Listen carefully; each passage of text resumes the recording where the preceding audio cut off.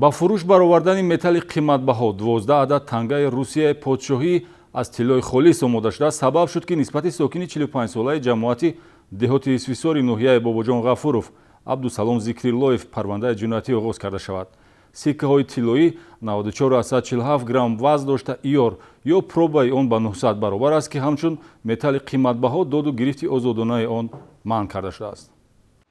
кормандони шӯъбаи минтақавии мубориза зидди ҷиноятҳои муташаккили вазорати корҳои дохилӣ дар вилояти Сугд зимни коркарди ахбороти оперативии муомилоти ғайриқонунии тангаҳои қадимаи аз филузоти қимматбаҳо сохта шударо ошкор намуда аз гумонбаршудаи ҷиноят шаҳрванд Абдусалом Зикриллоев соли таваллудаш 1975 зода ва истиқоматкунандаи ҷамоати деҳоти исфисори ноҳияи Бобоҷон Ғафуров 12 адад тангаҳои истеҳсоли Русияи подшоҳиро мусодира карданд. Тангаҳои даврашакли мусодира шуда 2 адад 5 рубла ва 10 адад 10 рубла бо навиштаҷоти Николай 11 аз металли тиллои холис сохта шуда ба салтанати Русияи подшоҳӣ мансубият доранд ки муомилоти он ба асри 19 рост меояд. Ман пушаймонам, ман намедонистам ин чиз қонун ба зид будигиша оянда маслиҳат ин кора накунед он ғайриқонунӣ будааст.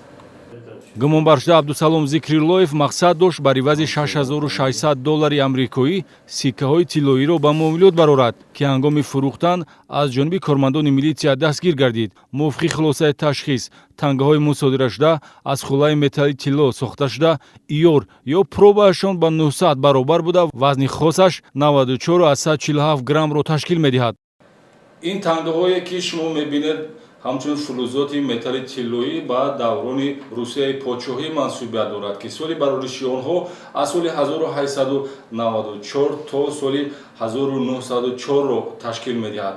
12 адад тангаҳои тиллоӣ ҳамчун металли ғайримаишӣ дар қанорави ҷумҳурии Тоҷикистон муомилоти озодонаи онҳо манъ карда шудааст ва тибқи қонуни ҷиноятии ҷумҳурии Тоҷикистон ба муомилот баровардани он ҷиноят эътироф шудааст. аз рӯи ҳодисаи мазкур дар асоси талаботи моддаи 284 кодекси ҷиноятӣ бастани аҳди ғайриқонунӣ бо металлҳои қимматбаҳо парвандаи ҷиноятӣ оғоз карда шудааст.